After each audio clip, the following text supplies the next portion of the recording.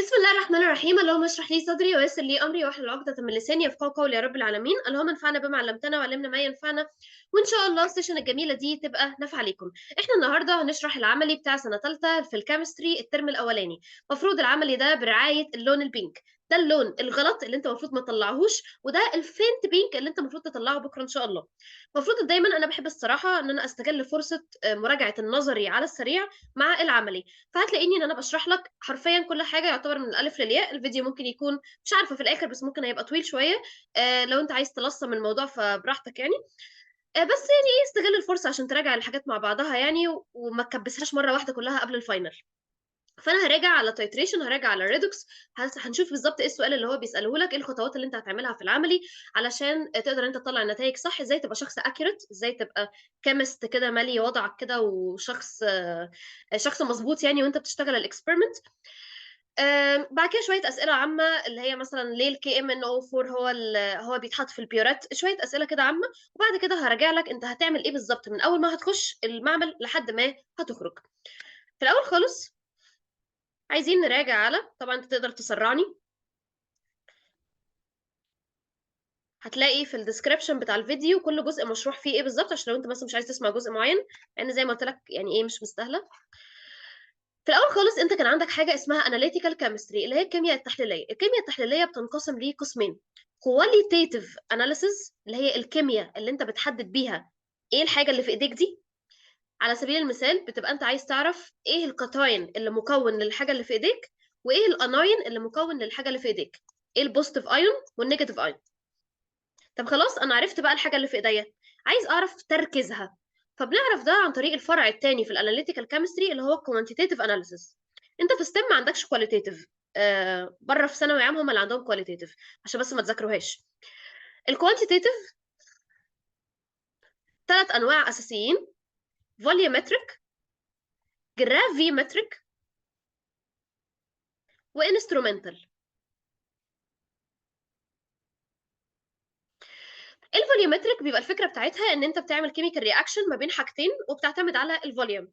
اول ما الفوليوم بتوقفه فانت كده خلاص وصلت للاند بوينت، فيعني بتعتمد من الاخر على تحديد الكونسنتريشن على الفوليوم. فالفوليومتريك ده يعني ليها كذا نوع على حسب انت بترياكت ايه مع ايه. اول نوع اسيد بيز، ده لو انت بترياكت فوليوم من الاسيد مع فوليوم من البيز. ريدوكس رياكشن، لو انت بترياكت اوكسيدايزنج ايجنت مع ريديوسنج ايجنت. بيرسبتمتريك، في حاله ان انت بتعمل كيميكال رياكشن الاند بوينت بتاعته عباره عن حاجات بتترسب. جرافيمتريك مش قضيتي قوي دلوقتي. والانسترومنتال هي ان انت بتجيب الجهاز، والجهاز ده بتحط القلم بتاعه في السولوشن، وهو الجهاز ده بيطلع لك الكونسنتريشن بشكل مباشر. احنا النهارده في العملي المفروض ان احنا هنشتغل على الفوليومتريك كوانتيتيف اناليسيز نوع الريدوكس. السنه اللي فاتت انت اشتغلت على الاسيد بيز، الريدوكس هو اللي عليك الترم ده، وبرسبتمتريك في الجامعه ان شاء الله لو انت دخلت صيدله. المهم دلوقتي احنا عايزين تاني حاجه بعد ما رجعنا على التايتريشن على السريع، عايزين نفتكر ايه هو الريدوكس ده. الريدوكس بشكل عام بيكون معناها ان هو رياكشن ما بين حاجه بيحصل لها اوكسيديشن، يعني حاجه عملت لوزنج للالكترون، وحاجه تانية حصل لها ريدكشن، خدت الالكترون اللي ده عملت له لوز. الريدوكس ابسط مثال عليها من ثالثه اعدادي لو انت تفتكروا، لما انت كان عندك مثلا الصوديوم بيرياكت مع الكلورين، ففي الاخر الصوديوم بتتحول لصوديوم بوزيتيف والكلورين بتتحول لكلورايد نيجاتيف. فاحنا ساعتها كنا بنقول ان الصوديوم لوز الكترون، فمعنى كده ان هي حصل لها اوكسيديشن. والسي ال 2 كسبت الالكترون اللي الصوديوم خسرته، فمعنى كده ان هي حصل لها ريدكشن. بناء على هذا الاساس قلنا ان الحاجه اللي بيحصل لها اوكسيديشن عملت في الحاجه الثانيه ريدكشن، فمعنى كده ان هي اسم فاعل reducing agent، يعني بتعمل في الحاجه الثانيه reducing reduction يعني. ودي حصل لها ريدكشن يعني خدت الالكترون، فمعنى كده ان هي خدته من الثانيه، يعني عملت اوكسيديشن للثانيه، فمعنى كده ان هي اوكسيدايزنج ايجنت. الفكره كلها في الريدوكس ان انت بتعتمد على ان لما بيحصل الانتقال للالكترون والايونات بتتغير، بدل مثلا ما الايون بوزيتيف 2 تبقى التشارج بتاعته مثلا بوزيتيف 3، بدل ما الايون مثلا بوزيتيف 4 يبقى التشارج بتاعته بوزيتيف 2، يحصل له ريدكشن مثلا. فالتغيير في نقله الالكترون ده بيصنع لي ايونز مختلفه. لما بيبقى عندي ايونز مختلفه في الجانب ده بيغير من اللون بتاع السولوشن. يعني انت عندك السنه اللي فاتت في الاسيد بيز الالوان كانت بتتغير بناء على الميديم. لو الميديم اسيدك عندك لون، لو الميديم بيزك عندك لون، لو الميديم نيوترال عندك لون. لكن السنه دي الموضوع كله بيعتمد على الايونز اللي عندك. الديفرنت ايونز form different solution form different colors. فاحنا هنقدر نعتمد على الكلام ده ان شاء الله في التايتريشن. طب انا المفروض يا بايا ايه المثال اللي هيجي لي او اللي انا هعمله تايتريشن؟ والله احنا عندنا حاجه اسمها كمانوفور، بوتاسيوم برمنجانات، KMNO4، بوتاسيوم برمنجانات. البوتاسيوم برمنجانات زي ما انت شايف هو عباره عن structure عباره عن بوتاسيوم with positive charge و MnO4 with negative charge. لو جينا نشوف ال MnO4 على الجنب كده هنلاقي ان ال MnO4 نيجاتيف 1. لو احنا عايزين نعرف التشارج بتاعت ال Mn لوحدها، الكلام بقى اللي احنا كنا خدناه قبل كده، عندك ال Mn دي الحاجه اللي انا عايز اعرفها، وعندك 4 اكسجين كل واحده بنيجاتيف 2، كل الكلام ده ايكوال نيجاتيف 1. ففي الاخر هتلاقي ان التشارج بتاعت ال Mn بوزيتيف 7. بوزيتيف كام؟ 7. ال MnO4 زي ما انت شايف هي التشارج بتاعتها بوزيتيف كبيره قوي. فمعنى كده ان هي ما عندهاش اي استعداد تخسر الكترونات تانية خالص. هي شرهه جدا للالكترون بسبب البوزيتيف تشارج اللي عندها عاليه. فهتلاقي ان هي شرهه جدا ان يحصل لها ريدكشن. very strong oxidizing agent بسبب البوزيتيف تشارج العاليه اللي عندها. يعني ايه oxidizing agent؟ يعني هي هتعمل لحاجه تانية اوكسيديشن عشان هي شخصيا يحصل لها ريدكشن. تمام؟ فالكي ام ان او 4 انت هيبقى عندك سولوشن منها في المدرسه. المفروض ان انت هتحدد التركيز بتاعه. علشان تحدد التركيز بتاعه لازم ان انت ترياكت حاجه معاه عكس النيتشر بتاعته. هو سترونج اوكسيدايزنج ايجنت، فاحنا هنرياكت معاه ريديوسنج ايجنت. الامثله اللي هتكون عندك لما هيجي لك مور سولت، لما هيجي لك NaNO2. الصراحه انتوا ما اكدتوش عليا ايه بالظبط اللي هيجي لكم، فاحنا نشرح عادي خالص وفي الاخر هقول لكم لو جالكم مور سولت ايه البالانس بتاعه، ولو جالكم NaNO2 ايه البالانس بتاعه. انتوا بقى ايه لو انتوا عارفين ايه اللي هيجي لكم فاحفظوا احفظوا اللي هيجي لكم وخلاص يعني. تمام. بعد ما عرفنا ايه المثال اللي هيجي لنا بالظبط لازم تعرف ايه السؤال اللي هيجي لك. السؤال اللي هيجي لك ان هو عايزك تديترمن السترينث بتاع الكومانوفور using standard solution of NaNO2 salt او more salt. يعني ايه strength؟ strength يعني ماس على فوليوم، جرام على لتر. تمام؟ نفتكر بس ان جرام على لتر ده هي السترينث، وفي نفس الوقت جرام على لتر دي ممكن تبقى دنستي، وفي نفس الوقت الملي جرام على الليتر هي الPPM. تمام؟ فما تلخبطش بس الثلاثه، هم كلهم عباره عن ماس على فوليوم، بس الفكره بس في اليونتس.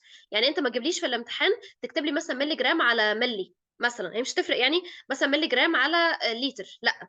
هو السترينث اليونت بتاعتها جرام من من السوليوت على لتر اوف ذا سوليوشن. تمام؟ تمام.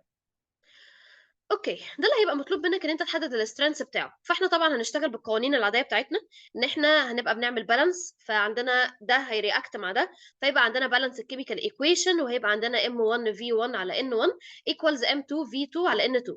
مع العلم ان الانات دي هي البالانس بتاع الكوفيشنت ان ذا بالانس الكيميكال ايكويشن، لان ده اللي هو الكوفيشنت ان ذا بالانسد كيميكال ايكويشن. فاحنا دلوقتي بقى الحاجه اللي عايزين نشوفها هو ايه اللي المفروض هنعمله بالظبط علشان نعرف نعمل الكلام ده. هنخش دلوقتي على الجزء العملي. مبدئيا كده انت هتخش المعمل، المفروض ان انت هتلاقي الادوات دي. معلش مش كل الادوات هي معايا دلوقتي في ايديا، ففي ادوات اضطريت ارسمها يعني بخطي الجميل. اول حاجه انت عندك الحاجتين اللي هيعملوا مع بعض كيميكال رياكشن. الازازه اللي فيها سولوشن من الاسيديفايد كمانوفور. خلي بالك الكمانوفور لازم يبقى اسيديفايد، وهقول لك ليه بس في الاخر. المهم يعني ان هو لازم يبقى اسيديفايد، والازازه دي بيكون الكمانوفور اللي فيها لونه بنفسجي. يا اما هتلاقي ازازه، يا اما هتلاقي ان هو جايب لك حبه كده وبيقول لك دول هتستخدمهم على حسب كل مدرسه يعني. وهتلاقي ان السولوشن بتاع المور سولت او ال NaNO2 في مدارس، بس انا مش متاكده الصراحه، ما اعتقدش ان هم يخلوكم تعملوا ده. هيخليكم ان انتوا اللي تحضروا مور سولت من الاول، او الصوديوم نايترايت سولوشن من الاول. بس ما اعتقدش ان ده اللي هم هتعملوه. اعتقد انت هتخش هتلاقي الازازه بتاعه ال NaNO2 solution او المور سولت سولوشن، اعتقد انت هتلاقيها جاهزه اعتقد. ممكن انت تلاقيها جاهزه في بيكر، او مثلا تلاقيها جاهزه في ازازه، او تلاقيها جاهزه في الفوليومتريك فلاسك. ايا كان يعني الفوليومتريك فلاسك ما اعتقدش ان انتوا هتتعاملوا بيها قوي، اعتقد بس انتوا اشتغلتوا بيها مره عشان تعرفوها وخلاص. المهم انا خلاص دلوقتي عندي الحاجتين اللي هيعملوا مع بعض كيميكال رياكشن. هعمل ايه؟ قال لك والله أول حاجة أنت هتمسك البيورات ومفروض إن أنت هتملاها. هامسك البيورات هاملاها بإيه؟ البيورات بتتملي بالبوتاسيوم برمنجانات، وهاقول لك ليه في الآخر. البيورات أول حاجة المفروض إن أنت تمسكها، فلنفترض مثلًا إن دي البيورات، ركز بس معايا في الخطوات اللي أنا عايزة أقولها دي. فلنفترض إن دي البيورات، هتمسكها هتنضفها تحطها تحت المَيّة، تحاول إن أنت تفضّي المَيّة منها، تتأكد إن هي ناشفة وهكذا. البيورات عمومًا من الحاجات اللي بيبقى فيها حنفية. آآ أول حاجة بس قبل موضوع الحنفية ده، هتلاقي إن البيورات متركّمة من متركّمة بالعكس. يعني إيه؟ sorry، متركّمة بالعكس. فوق 0، تحت مثلًا 10، تحت 50. يعني هي بتبقى متركّمة بالعكس. فهتلاقي إن البيورات زي كده، الترقيم بتاع الصفر فوق والترقيم تحت، لإن أنت دايمًا بتملى البيورات للآخر بعد كده بتقعد تفضّي منها. المهم هتلاقي إن البيورات بتبقى ليها حنفية عاملة كده. لو الحنفية عاملة كده عليها، فمعنى كده إن هي مقفولة. طب لو خلّيت الحنفية في نفس اتجاه المَيّة، فمعنى كده أو في نفس اتجاه السائل، فهتلاقي إن هي كده الحنفية مفتوحة. مقفولة، مفتوحة، مقفولة، مفتوحة. المهم إن البيورات المفروض إن أنت هتملاها بالsolution بتاع الKMnO4. فأول حاجة أنت هتجيب فأول حاجة أنت هتجيب البيورات، والمفروض إن أنت هتركّبها على الstand. هتقوم مركّبها على الstand، ما تقرّطش عليها أوي ولا تفُكّها أوي. فالمفروض إن البيورات علشان بس تبقى تحتها الفلاسكاية، تبقى تقريبًا البيورات في مستوى نظرك كده. طَب البيورات فاضية، عايزين نملاها، هنعمل إيه؟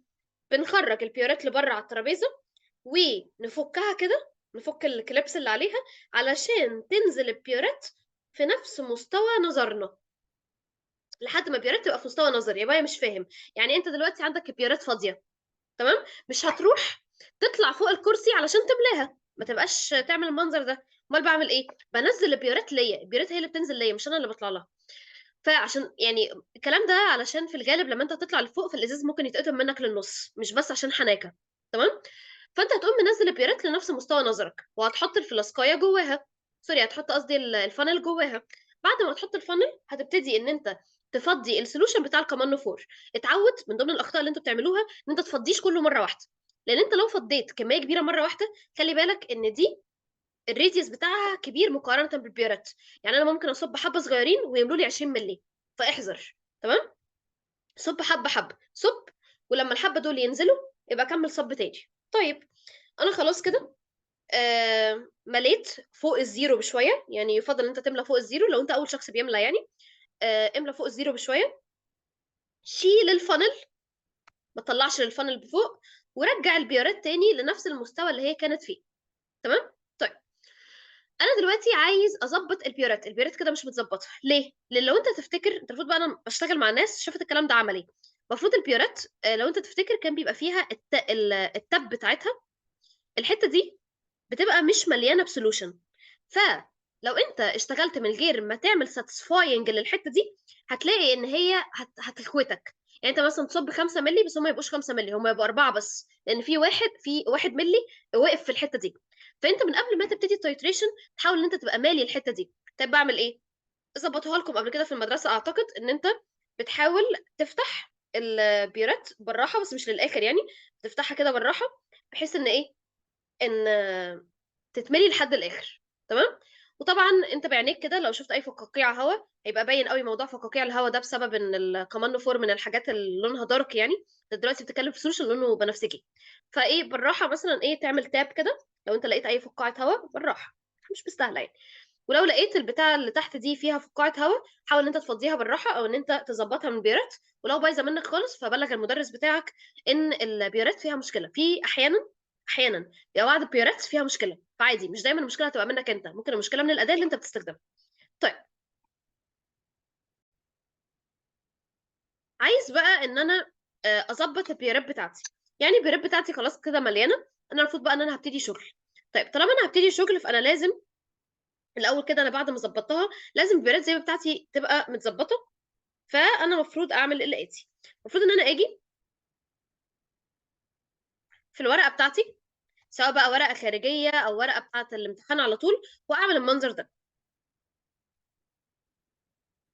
طبعًا أنت هتعملها بشكل أحسن منّي يعني، عن نفسي في سنه ثالثه الصراحه كنت مسطره بايديا اساسا. تكتب الفوليوم، سوري، ترايل 1، ترايل 2، ترايل 3. اول واحده تكتب الانيشال فوليوم اللي احنا في اي يعني، والفي اف الفاينل فوليوم، الفوليوم يوزد. فانا دلوقتي عايز قبل ما ابتدي الشغل اعرف البيوريت بتاعتي بادئه من عند كام. معلومه الكوماندو 4 هتبقى موجوده في البيوريت بالمنظر ده. ادي كده البيوريت بتاعتك اللي هي عباره عن 0 فوق، 10 كده، 20، 50. تمام. هتلاقي ان الكوماندو 4 موجود بالمنظر ده.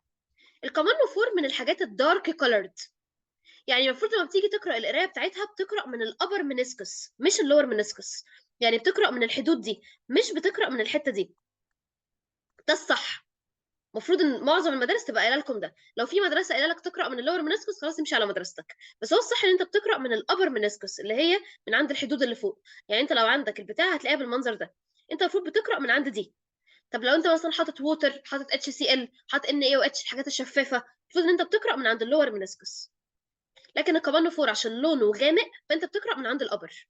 ماشي.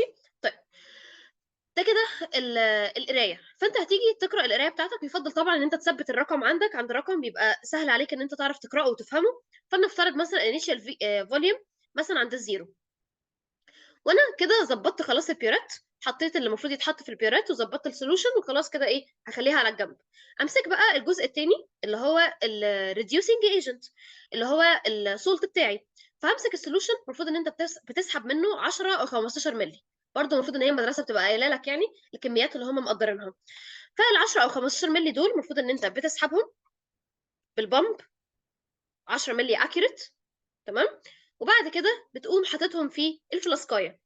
لما انت تيجي تصب في الفلاسكايه ما تصبش كده اللي هو مثلا كده وتيجي تصب كده، فكل قطرات الميه تلاقيها بتقع كده على الجنب.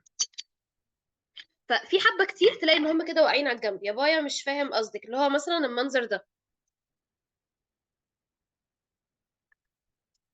اللي هو المنظر ده تلاقي ان في قطرات من السولت سولوشن بتاعك وقعت على الجنب. فدي كده مش اكيوريت فوليوم. انا حاطط 10 مللي، في 1 مللي منهم متنطور هنا، فده كده هيبوظ الاكيرسي بتاعتي.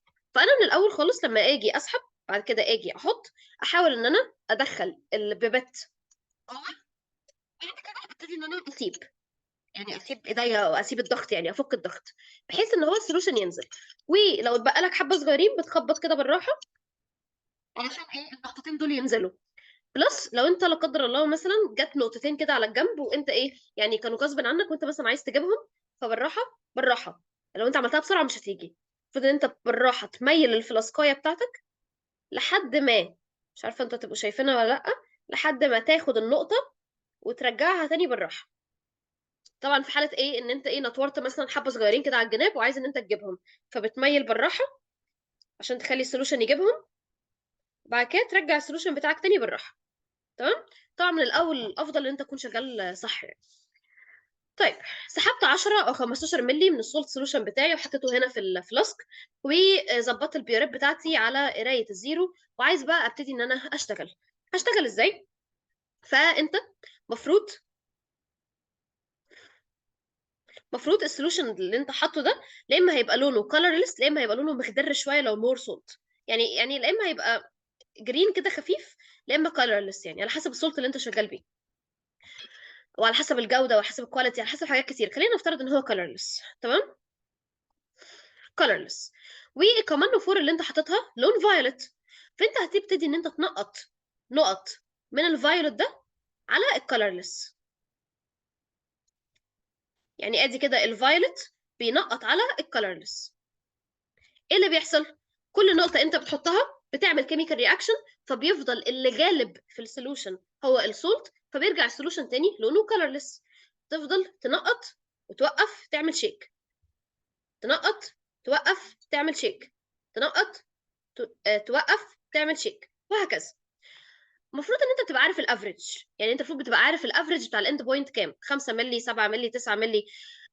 احيانا ما بيبقوش كلكم نفس الكونسنتريشنز، فانت مثلا ما تبصش على زميلك انت عندك كام يا صاحبي، 7 مللي، خلاص يبقى انا كمان 7. ممكن انت مثلا يبقى عندك 5، مع ان هو يفضل ان هم دايما المدرسين بيعملوها اراوند ال 10، 10 15 9 11، على حسب بقى كل مدرسه، على حسب الماتيريال كمان اللي عندهم، المدرسه عندكم جنيه قد ايه والكلام ده. المهم ان انت هتبقى شغال بحذر شويه.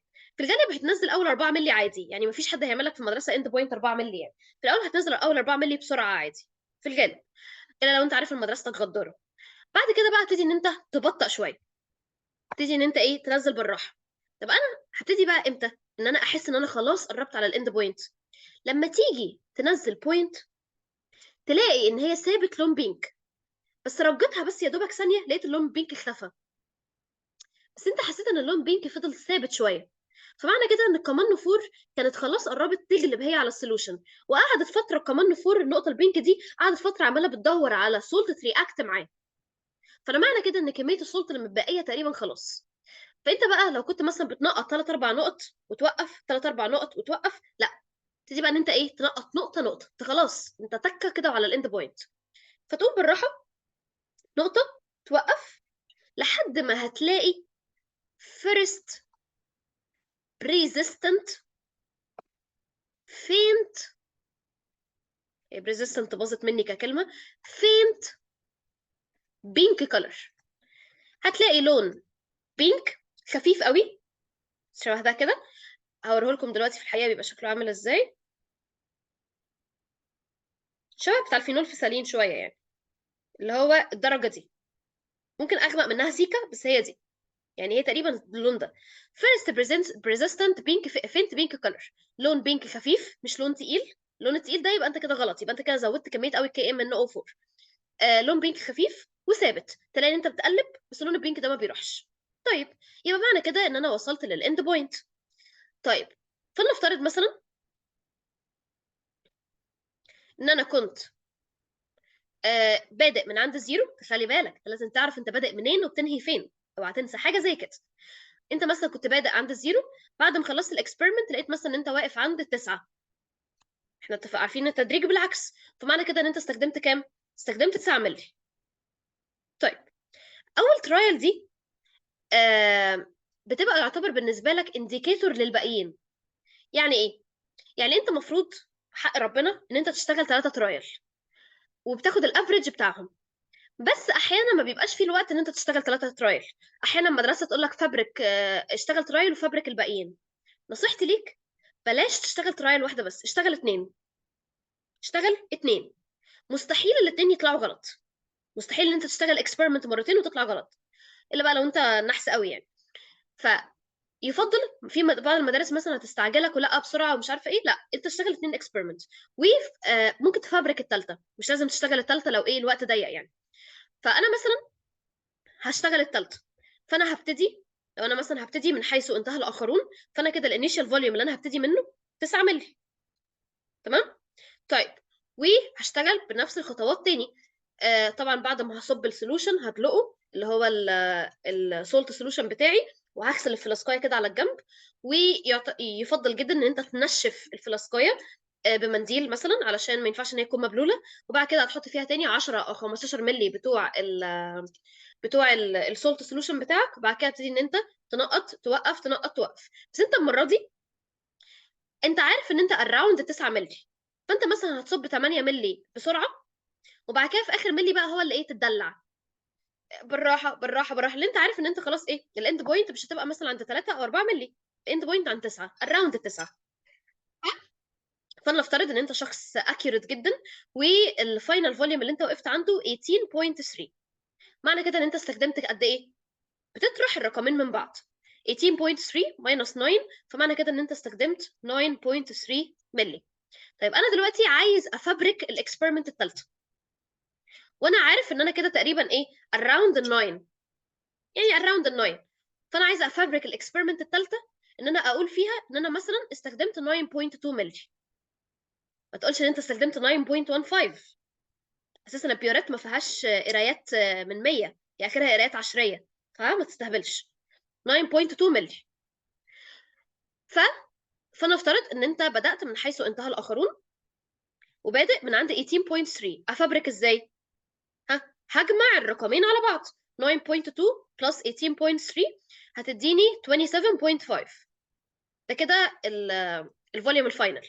فانت بس ايه، ركز كده ان فوليوم الانيشال بعد كده فوليوم الفاينل بتبقى رقم اكبر منها، طرح الاثنين من بعض بيدي لك الفوليوم يوزد. فلو انت عايز تفبرك بتفبرك بالطريقه دي. تمام. اشتغلت يا سيدي 3 اكسبيرمنت وعرفت تقريبا ان الاند بوينت بتاعتك اون افريج تقريبا 9.25 مللي مثلا. لما انت جيت جمعت الثلاثه وقسمتهم على بعض، انا مش ما عملتش انا الكلام ده، انت ممكن انت تعمله مع نفسك. مثلا فنفترض ان هي طلعت 9.25 مللي. فانت كده عرفت خلاص الاند بوينت بتاعتك. المفروض بقى اعمل ايه؟ المفروض بقى ان انت خلاص كده انت خلصت الشغل العملي بتاعك. هتمسك بس المكان اللي انت فيه وتنظفه وكل الكلام ده وتدلق الحاجات والحاجات بقى اللي بالشكل ده، وترجع تاني مكانك عشان تعمل الحسابات. في بس كام تركه في العملي انا لسه ما قلتهمش، بس هخلص بس جزء الحسابات بعد كده هنرجع تاني لكام تركه كده في العملي عشان وانت شغال يعني. عايزين بقى نعرف احنا نكتب ايه في ورقه الاسئله. هو عايزك ان انت تعرف السترينث، وطبعا عشان تعرف السترينث فانت محتاج تكتب الجرام بير ملي.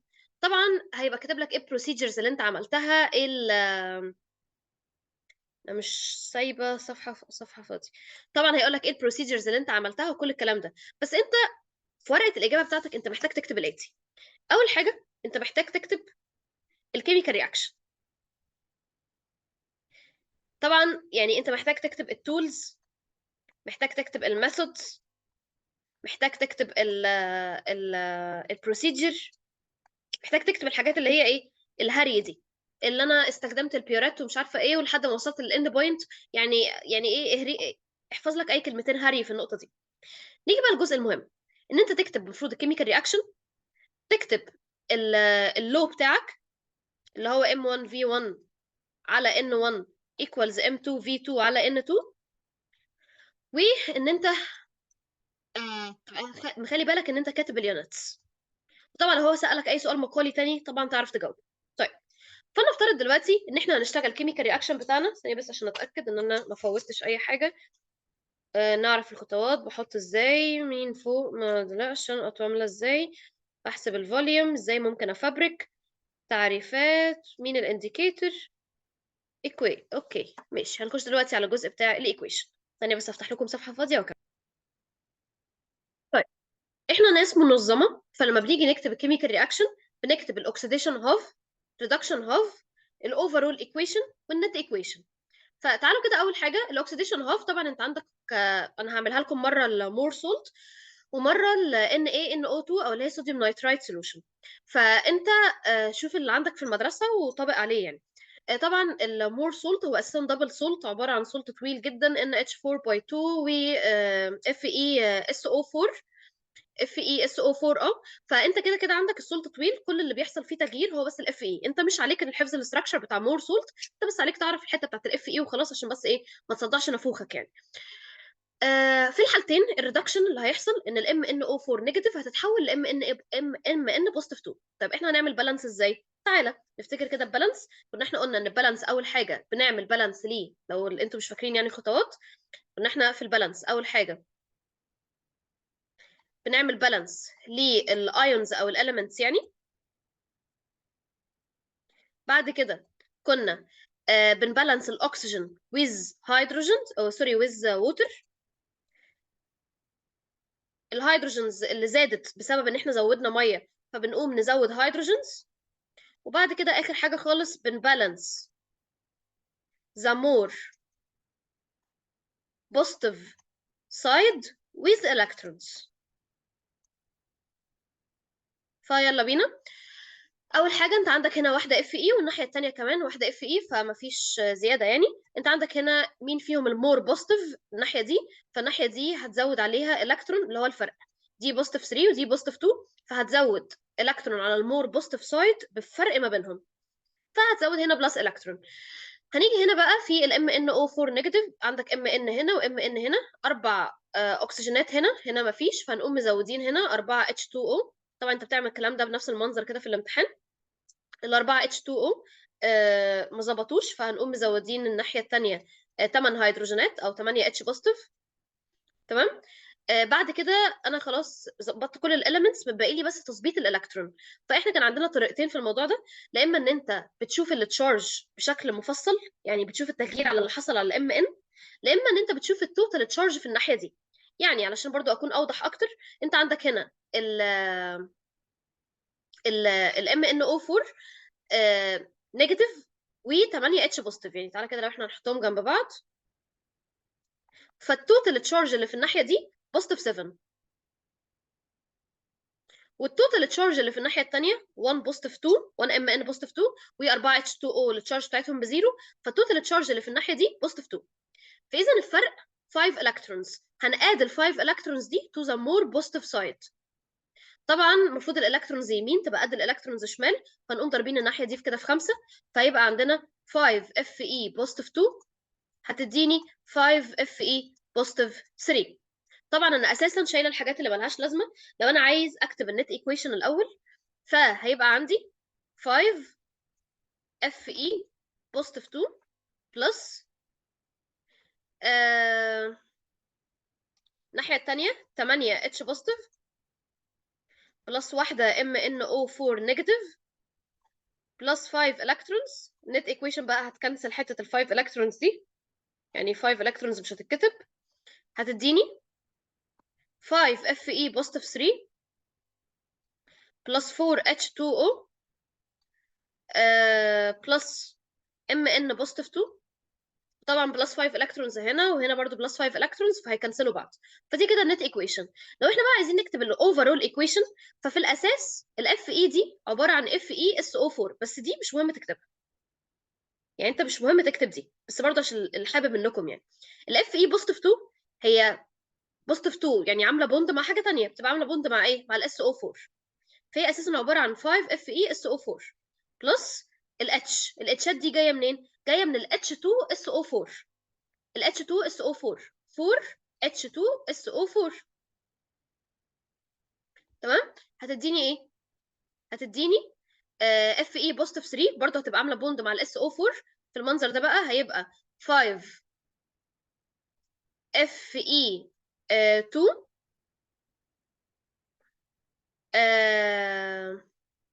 اس او 4 باي 3.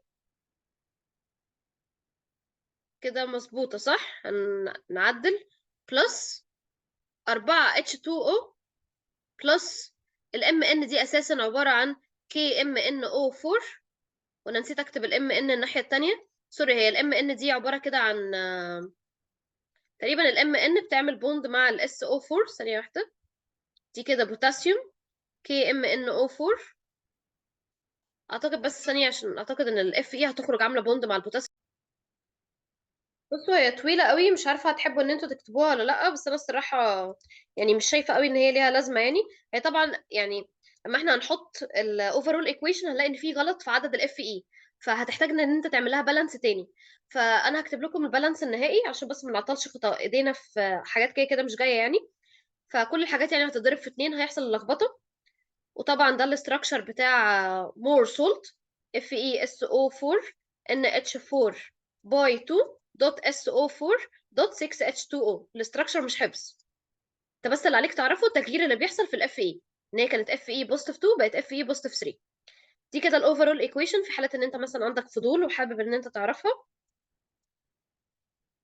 لو انت مثلا بتحب تجلد ذاتك مثلا، بتحب هتلر، الحاجات دي يعني.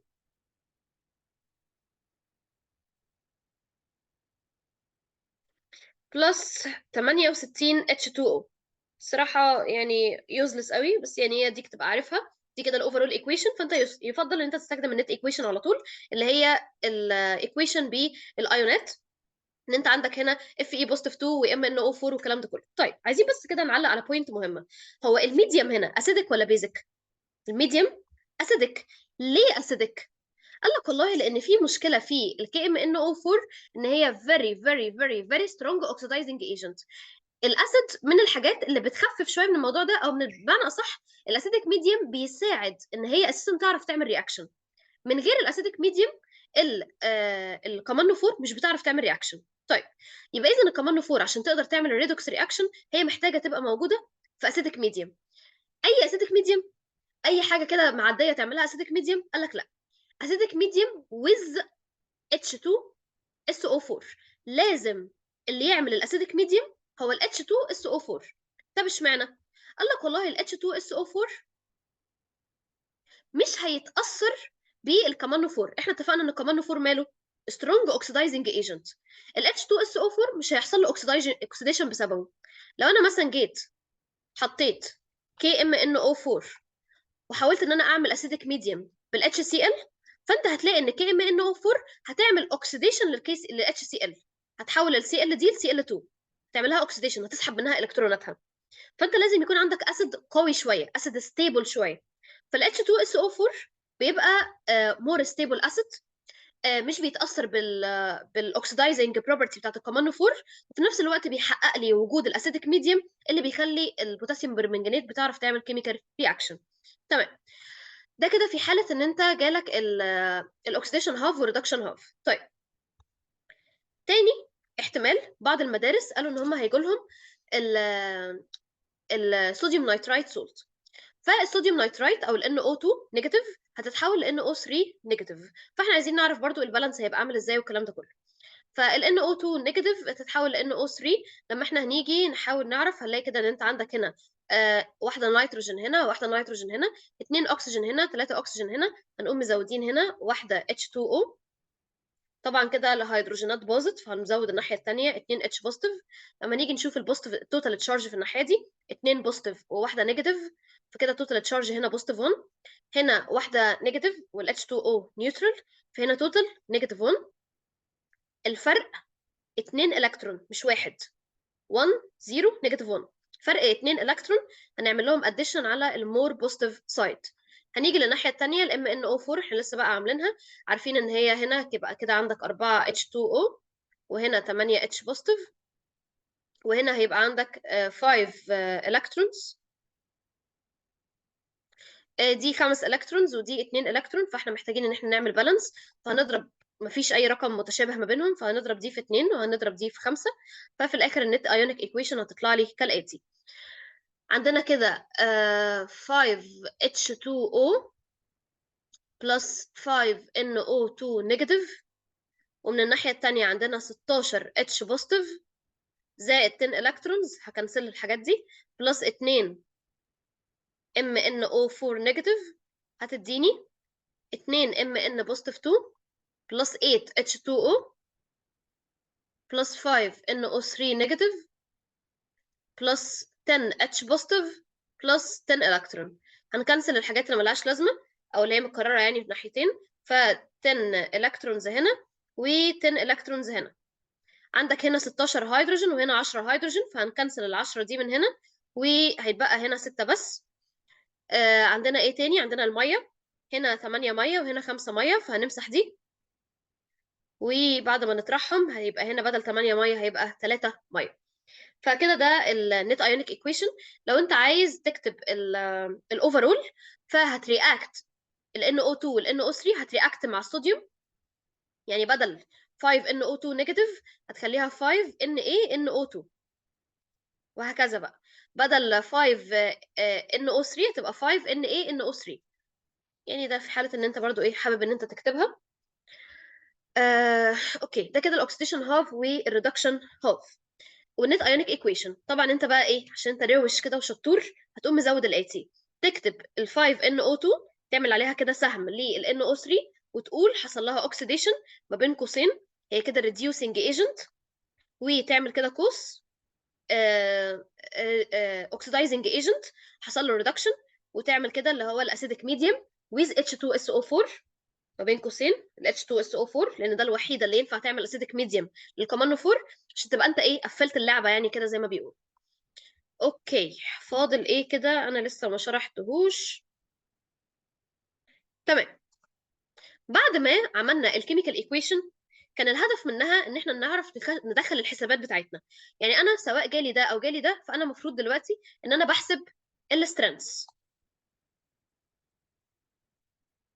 اول حاجه انا المفروض احسب المولاريتي عشان اعرف احسب منها السترينث. فالقانون اللي احنا عملناه هيبقى بيساوي M1 V1 على N1 equals M2 V2 على N2. لو انا مثلا بتكلم على رياكشن بتاع مور سولت مع كمان 4، فهتلاقي ان البالانس بتاع الاف اي هتلاقيه 5، والبالانس بتاع الام ان او 4 هتلاقيه 1. فمعنى كده ان ده البالانس بتاعها ب5 وده البالانس بتاعها ب1. طب لو انا مثلا بعمل رياكشن ما بين ال NO2 والام ان او 4، هتلاقي البالانس بتاع دي ب5 والبالانس بتاع دي ب2. خلي بالك طبعا في الامور دي. تمام. اوكي، ثانيه واحده. فعلى سبيل المثال انت كان عندك المور سولت وعندك الكمان 4. الكمان 4 دي الحاجه اللي انت مش عارف التركيز بتاعها، فدي احنا بنسميها انالايت. انت بتبقى عارف الفوليوم بتاعها. بالمناسبه الكمان 4 هو الفوليوم اللي انت كنت بتصبه، فانت هتبقى عارف الفوليوم. والمولاريتي انت مش عارفها. مور سولت انت هتبقى عارف المولاريتي بتاعتها، لان ده بالنسبه لك تايترنت، الحاجه اللي انت عارف عنها معلومات. وهتبقى عارف الفوليوم بتاعها. احنا قلنا ان احنا بناخد منها ونحط في الفلاسكايه، نحط مثلا 10 او 15 مللي، فانت هتبقى عارف الفوليوم. فانت كده هتعوض في الناحيه بتاعت الاف اي وتعوض في الناحيه بتاعت الام ان، وتخلي بالك ان الان بتاعت دي ب5 والان بتاعت دي ب1، وهيطلع لك في الاخر المولاريتي اللي اليونت بتاعتها مول بير لتر. هيتبقى لك حساب الاسترنس المفروض ان هي جرام بير لتر. فاحنا ممكن نختصر يعني قانون ونقول ان الاسترنس عباره عن مولاريتي في مولار ماس. المولار ماس بتاع مين؟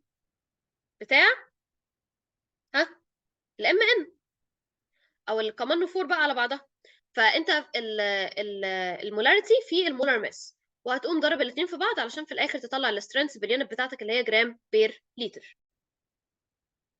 عايزه بس ااكد على المعلومه دي، معلش بس تاني. لما انت بتيجي تكتب المولار ماس، يعني انت كده عندك المولاريتي بتاعت مين؟ بتاعت الكمان 4 بوتاسيوم برمنجانات، هتضربها في المولار ماس بتاع مين؟ بتاع بوتاسيوم برمنجانات برضو، اللي هو كام؟ 158. فاذا تخلي بالك ان انت تكتب المولار ماس بتاع الاثنين، بتاع كل الاستراكشر، مش بس بتاع الام ان. الام ان صحيح هي اللي حصل لها التغيير، بس هي ما كانش هيحصل لها التغيير الا الا لو كانت هي من ضمن استراكشر. فانت لما تيجي تكتب المولار ماس بتاع الاستراكشر كله، مش بس بتاع الحاجه اللي حصل لها التغيير. تمام. تمام. ده كده في حاله ان انت سالك على السترينث من الام ان او 4. لو سالك على السترينث من الان اي ان او 2 سوليوشن، هتكتب نفس الخطوات بالظبط، بس الفرق ان بدل ما الان 1 والان 2 كانت 5 و1 بسبب البالانس، 5 بتاعت الاف اي و1 بتاعت الام ان او 4، هنا البالانس هيبقى 5 الى 2. فعشان كده دايما احنا بنهتم ان احنا نكتب البالانس الكيميكال ايكويشن صح، لان هي هتفرق معانا في الحسابات. بعد ما طلعت السترينث اللي هي القانون بتاعها زي ما اتفقنا، مولاريتي في مولار ماس، طبعا مهم ان انت تكتب اليونت جرام بير لتر، اليونت اللي في الاخر هتطلع لك. اوكي اوكي اوكي اوكي. لو احنا بس عايزين نراجع كده كام تعريف عشان بس حاجات كده تبقى انت فاكرها يعني. فانت بس تبقى فاكر يعني ايه اند بوينت. دي البوينت اللي الانديكيتور بيتشينج فيها الكلر بتاعه. طب معلش، هو مين الانديكيتور هنا؟ يعني انا ما شفتش ان انا حطيت انديكيتور. قال لك والله لا، انت عندك الانديكيتور اللي هو كي ام ان او 4. ماله؟ ده سيلف انديكيتور. الكي ام ان او 4 لوحده لو هو اللي غالب على الميديوم، الميديوم هيبقى لونه فايولت. لو هو مش غالب على الميديوم، الميديوم هيبقى لونه كلرلس. فاذا انا هنا حاطط مور سولت او حاطط ان ايه ان او 2 سوليوشن اللي هو اللون بتاعهم شفاف كلرلس. انت هتفضل تنزل عليهم بالكمان 4. اول ما الكمان 4 يبقى هو الغالب على الميديوم، الميديوم بتاعك هيقلب من كلرلس لفايولت. فعشان كده احنا بنقول عليه سيلف انديكيتور، انت مش محتاج تاد انديكيتور تاني. طب خلي بالك، هل الكمان 4 لوحده ولا اسيديفايد كمان 4؟ اسيديفايد كمان 4. اسيديفايد بايه؟ ب H2SO4 because KMNO4 is a strong oxidizing agent. ال H2SO4 هو الاساسي اللي المفروض يبقى عنده. طيب، نقطة تانية في الحتة دي. معلش بس يا بوي، أنا متعود من وأنا صغير إن الأنالايت، الحاجة اللي أنا بحللها بحطها في الفلاسك، والحاجة اللي أنا عارف التركيز بتاعها بحطها في البيوريت. وإحنا ليه عكسنا؟ ليه KMNO4 مع اني انا مش عارف لونه، مش عارف حاجه عنه، سوري مش عارف قصدي التركيز بتاعه، قمت انا حطيته في البيورات. بص يا سيدي، لو احنا من الاول كنا حاطين في الفلاسك الانالايت بتاعنا اللي هو KMNO4، لو احنا من الاول عاملين كده وحاطين هنا KMNO4، فلون الفلاسكايه ايه؟ فايولت. وهتفضل تحط عليها NaNO2 لحد ما اللون الفايولت يتحول لايه؟ كلرلس. قال لك والله دي حاجه صعبه ان العين تلقطها. يعني انا دلوقتي لو وريتك الورقه الصفراء دي وقلت لك بص فيها لمده دقيقه وروح في حته تانية، هتلاقي في الغالب ان اللي انت شايف حاجات تانية بصبغه لونها اصفر. ليه؟ لان عينيك لما بتبص اللون كتير بتاخده او بتعمله كوبي.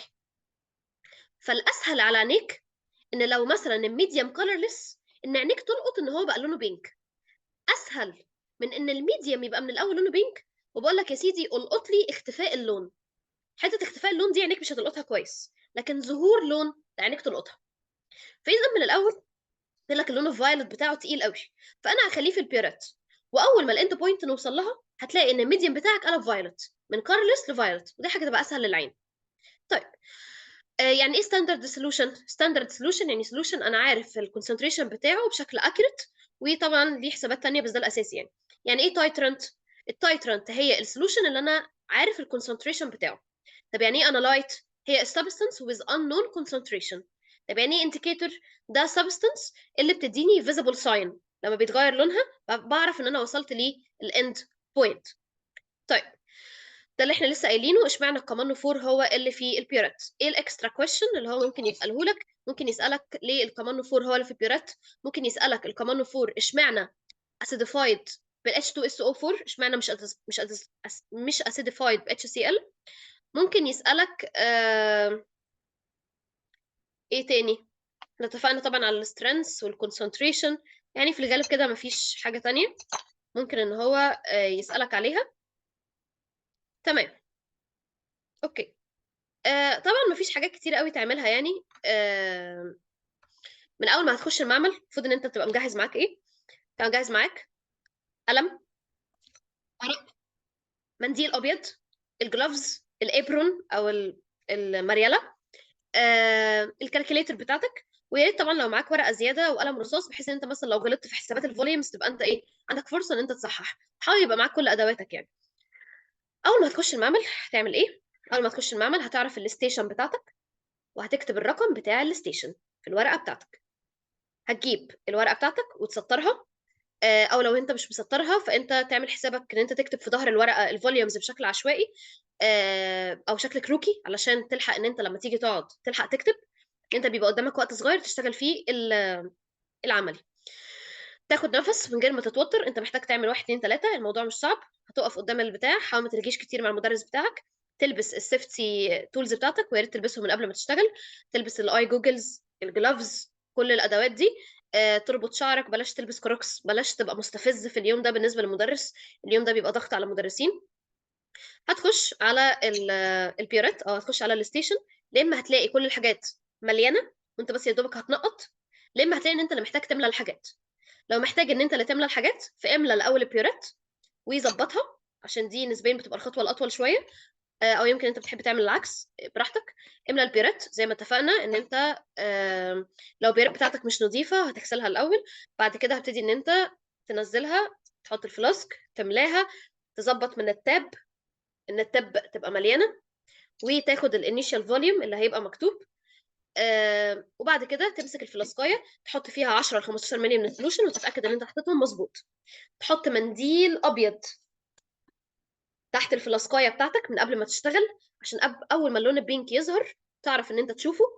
بعد كده تمسك البيورات بتاعتك وتبتدي ان انت تنقط بالراحه، الموضوع مش مستاهل توتر. انا عارفه ان انتوا يعني بالنسبه لكم دلوقتي ابتديتوا تحصدوا درجات بتاعت سنه ثالثه، انا عارفه الموضوع ده موتر جدا، بس باذن الله يعني ربنا هو اللي هيبقى معاكم في كل خطوه. هتبتدي ان انت بالراحه تنقط البيورات، تنقط بالبيورات على الفلاسكايه و تحرك. تمام. اول ما تلاقي الاند بوينت ظهرت تكتب الفاينل فوليوم.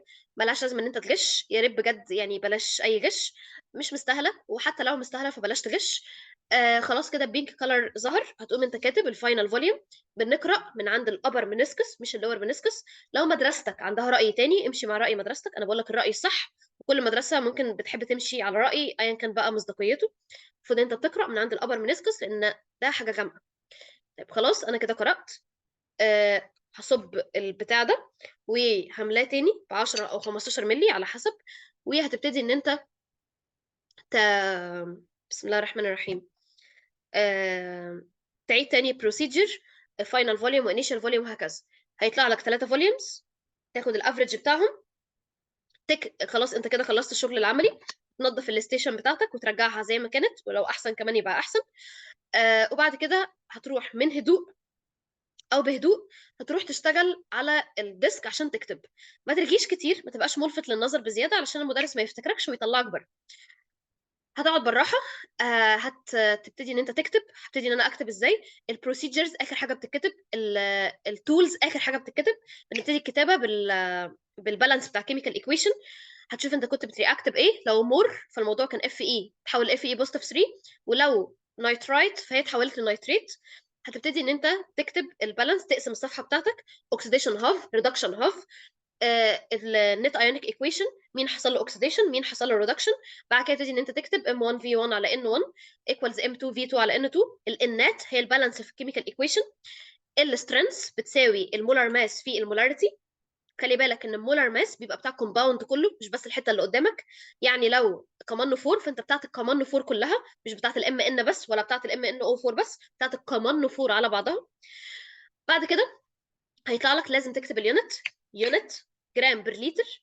هيبقى لك وقت ضيق، اهري فيه اي كلمتين في بروسيجرز اكتبهم بصوابع رجليك مش قضيتي. المهم ان انت بس ايه تكتب دي الحاجات الاساسيه بتاعتك. ممكن يعدي عليك اي مشرف يعني او انستراكتور يعني، ويقول لك انت بتعمل كده ليه، طب انت دلوقتي شغال ازاي. في بعض المدارس هيعدي عليها ناس، طب انت شغال ازاي، طب انت بتعمل دي ليه بالشكل ده مش بالشكل ده. طب احنا ليه هنا مش حاطين انديكيتور. يعني مثال على الاسئله، احنا ليه مش حاطين انديكيتور. طب هو احنا بنقرا من عند اللور منسكس ولا الابر منسكس. طب هو دلوقتي انت ليه الكمان 4 اسيديفايد. طيب هو دلوقتي ينفع نعمله اسيديفايد ب HCl. يعني في اسئله مش شرط ان انت تسالها في الورقه، ممكن ان هي المشرف وهو معدي عليك بيبقى في الغالب من مدرسه تانية او من الوزاره زي كده الايفالويتور يعني. هتلاقي ان هو بيسالك سؤال انت تتعامل عادي. حاول تدي لنفسك فرصه، بلاش تتسرع. يعني لو انت عايز تعيد حساباتك تاني فيفضل ان انت كانك مش بتبص على اجاباتك عشان تاخد بالك من تفاصيل اكتر. اتاكد بس من ايه، من الكوفيشنت ان انت مظبط الايكويشن صح. ويفضل ان انت تخش الامتحان حافظ الايكويشن اساسا، علشان ايه يعني تبقى فاميليار يعني باللي هيحصل. آه ايه تاني، ايه تاني، مش عارفه. وانا كده مفروض يعني قلت لكم كل اللي انا كنت كاتباه. طبعا ممكن اكيد هتلاقوا مسائل او كده ممكن هيبقى حلو ان انت تتدربوا عليها. انا حاولت بس ان انا اغطي لكم كل الخطوات اللي انتم محتاجين تعملوها من اول ما تخشوا لحد ما اخر هتخشوا. لو عايزين اي سؤال تقدروا تسالوني على الجروب بتاع سنه ثالثه بتاعكم. بالتوفيق يا شباب المستقبل، وباذن الله يعني ربنا يكرمكم احسن مما تتمنوا. والكرم بس مش هنا ان انتوا تبقوا دكاتره او مهندسين، الكرم معناه اوسع من كده بكتير. فربنا يسعدكم يا رب ويرضيكم برزقكم ايا كان ايه هو. ما تتوترش خالص بجد. لو انت خرجت لا قدر الله ناقص في العملي اعرف ان ده مش اخر امتحان، انت لسه عندك امتحانات تانية كتير. واعرف ان الرزق اللي ربنا كاتبه لك هتكتبه، يعني هتاخده. انت بس ايه، واعرف ان ده الرزق اللي خير ليك حتى لو كان علوم. فالمهم بس ان انت ايه يعني تتعامل مع الموضوع بشكل هادي علشان ربنا يعني ايه انت واثق في ربنا. فانت بتذاكر عشان تبقى عملت اللي عليك ورزقك يوصل لك، مش اكتر من كده. بلاش غش، ما تبوظش حياتك، بلاش تخش تجيب مجموع حرام وتخش كلية حرام، او تخش كلية برزق حرام، ويبقى حياتك كلها مبنية على لحظة انت عملت فيها حاجات حرام. فبلاش بجد. حاولوا دايما رزقكم يبقى حلال علشان حياتكم كلها يبقى فيها بركة. احنا دلوقتي شايفين الوضع في العالم عامل ازاي، كل حاجة ممكن تروح في يوم وليلة. فتحروا دايما ان رزقكم يبقى حلال. صدقوني ده احسن بكتير قوي من ان انت تجيب اعلى كليه. اعرف ناس كتيره احسن دكاتره واحسن مهندسين بس دخلوها بالغش، فربنا ما بيبقاش مبارك. وما ادراك يعني ايه ربنا مش مبارك. فربنا يبارك لكم ويرزقكم، وبالتوفيق يا شباب المستقبل. ولو عايزين اي حاجه انا معاكم. باي.